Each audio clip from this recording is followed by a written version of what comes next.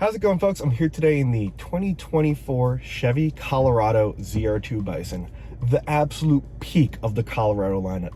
Everything that's good and everything that's on top, that's what the ZR2 Bison is. And it better be for a $64,730 price tag. That sounds like a lot of money for a small truck, especially when you consider a ZR2 non-Bison, which I've also driven. You should check out the review on that too. That guy starts at $46,800.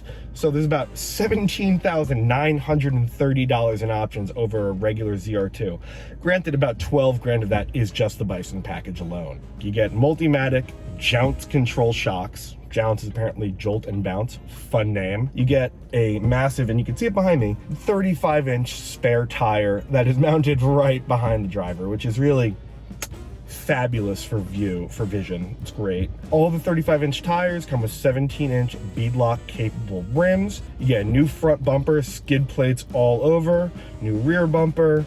You get an American Expedition vehicle rear diff and an AEV transfer case. That's all standard with the Bison. Then you go even further, get the ZR2 convenience package for about $1,500. That gets you stuff like memory seats, heated steering wheel, leather seats, heated and ventilated, wireless charger, and some aspects of the safety suite. $1,000, you get this sunroof here, not a panoramic roof because we're not panoramic people, I guess. Then you get the $950 tech package, which gives you surround vision cameras, which honestly you need because this truck is tough to see out of. Rear pedestrian alert so you don't run over people, and adaptive cruise control, which is always just lovely. Then you tack on stuff like a $500 Bose audio system, $200 for black badges, and these really trick underbody cameras that show you the front and rear axles, exactly where you're going, for another $500. And that's how you reach almost 65 grand for a Chevy Colorado. Is the Colorado ZR2 Bison capable enough to merit its $65,000 price tag? Well, we're here in rainy Pennsylvania to find out. Let's get on the road. Now, this isn't exactly a challenging area. This is just gravel, but it's gonna bump the camera enough that it's going to fall off a few times. You're gonna hear me cursing, and that just is the way it is. Now, 310 horsepower might not sound like a ton, especially in a truck that weighs this much. But a 430 pound-feet of torque is really the special sauce here. This thing has a ton of grunt behind it. And even though it's just a 4-cylinder, you hear a lot of turbo whistle, which is really fun if you're a loser like me who likes turbo whistle. Your passengers might not like it, but that's okay. Really, what's interesting about the ZR2 is it seems to mix a lot of the typical stuff that is just going to be good about an off-roader. Big tires, really tall ground clearance, lots of torque, low speed gearbox. And then it adds in other little tech features like the really trick shocks, the cameras everywhere that let you point the car exactly where you want it to go. And you get a package that can really do a whole lot. And it's really nice to get muddy. No off-roading adventure would be complete in a vehicle with 35-inch tires if not for an extremely rocky uphill section. So that's exactly what we're going to do. Right now, we're just in off-road mode in 4 high, going up this mountain, and I know it does not look as severe to you as it does to me, but I promise it is. And it's going to get gnarlier the higher up we go. The only thing I hope is my GoPro stays on as we shake and bounce all over the place. I may have come down this mountain already. Who's to say? So now we're coming up on the rocky section. So we're gonna switch our modes into not tow haul, terrain. Changes the gearbox up a little bit. And we're gonna start crawling forward. And I already feel that first big bounce. And you know what? Let's select 4 low, just for fun. Neutral, 4 low. Now we are in 4 low. And here we go. We are very sideways, by the way. Going up and up. You really feel the torque of this thing pulling you up the mountain. 430 pound-feet of torque may not be a lot in the grand scheme of super trucks, but you got stuff like the Ram TRX and Ford Raptor R with over 1 billion pound-feet of torque, but this ain't bad.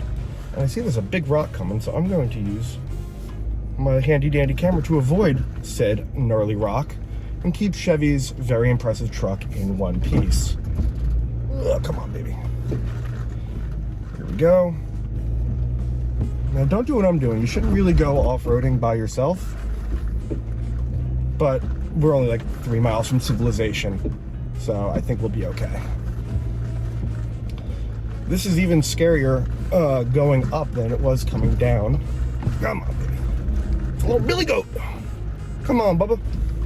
Come on. Avoid that big rock. And we're going to transition back over here. Get some real... No! Immediately. I know all the people in the comments be like, oh, this isn't that hard. My Subaru... My Subaru can do that. My Toyota Camry can do that. Shut up. No, it can't. Not without, unless you want to completely ruin it, but because this thing has 1 million inches of ground clearance, 4 low, different terrain modes and stuff like that, it can do it with very little issue. Let's see, make sure that our axles are okay. Click that. Now we can see our axles are just fine. Let's clean that off a little bit.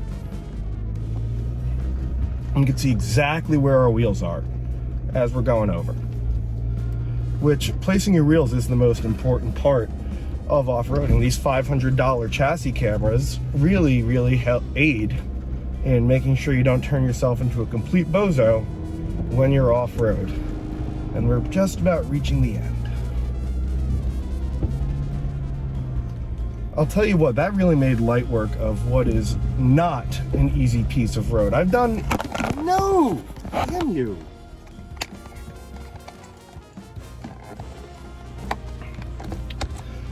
That really made light work of what is really not an easy bit of road, even for experienced off-roaders. Come on. And does it using technology and cameras, and you know what? High ground clearance, big old tires, and lots of grip. You know? It's a really interesting combination of both new school and old school when it comes to off-roading. A lot of people like hiking. Not for me. I like riding up to the mountain and enjoying my time from there, inside the car. Now, 64 grand is a lot of money, especially, you know, for a truck that's on the smaller side. I know that's funny to say just based on how big this truck is, but it's, in the grand scheme of the truck world, it ain't that big. And we're gonna make a big old splishy splash. Yeah. Yeah, it makes you feel alive, doesn't it? It makes me feel alive. You guys get to watch it too. Whee! It's definitely bouncy, but you know, what do you expect? It's a truck that's got jounce control. Jounce. And 35-inch tires, so, you know, the wind is gonna battle you, and you're gonna be very wallowy around corners, but really, no one cares. It doesn't matter. That's not what this truck is for. This truck is for going down a trail like this. And no matter how you go down the trail, there's a different mode. First, you got tow haul, which is not for this. Terrain, which is kind of, you know, a little bit easier off-road. Then you got Baja for your sand dunes and such, you know, if you want to race a Raptor or whatever. You got normal, which is just for on-road. And finally, we've got off-road, which, you know, changes something up. I don't know. Makes it easier to drive off-road, pretty much. So go this way.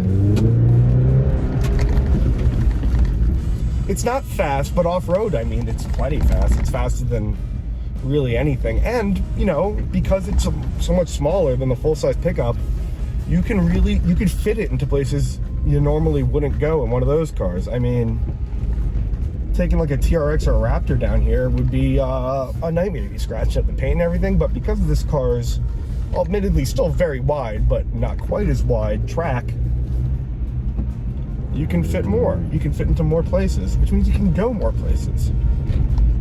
And isn't the point of a car going places, you know? I don't know. That's just me, you know? I feel like it's nice to go places. That suspension is really fabulous. I mean, obviously you see me bumping around a lot, you're bumping around a lot, we're all bumping, but it could be a hell of a lot worse. Some trucks are built different. You know, the ZR2 Bison is indeed built different. But does it justify the $65,000 price tag? Well, it's kind of up to you. You need to be honest with yourself about what kind of off-roading you're doing, you know? If you look at like what you do and the regular ZR2 is going to fit that bill, that's probably the car I'd go with. I mean, you get a lot of the same stuff as the Bison, especially the motor, which is really fab in this application, but it doesn't come with nearly as high a price tag. If you're doing more hardcore off-roading, more rock crawling, more Baja blasting, then you know what, the Bison's probably the car for you. Would I take it over stuff like the TRX, stuff like that? And I think, again, depends on my use case. If I'm doing stuff like this is way more fun for that. Way, way, way more fun. Because of that, I think the ZR2 Bison is a real winner. Just a really fun car all around. You can tell, you know, it's nice to see when an automaker really tries something. You can tell Chevy really tried with this car. And now that we're back at civilization, I think it's time for me to say goodbye. Final thoughts: ZR2 Bison, really, really, really compelling package. You can tell Chevy really put a lot of effort into this car, engineering it to be an off-road world beater. And it kind of is. So, thank you guys for watching, and I'll see you next time. Bye-bye. You guys hear my Dunkin' cold brew shaking. That's my being. I apologize. I'm tired and I needed it.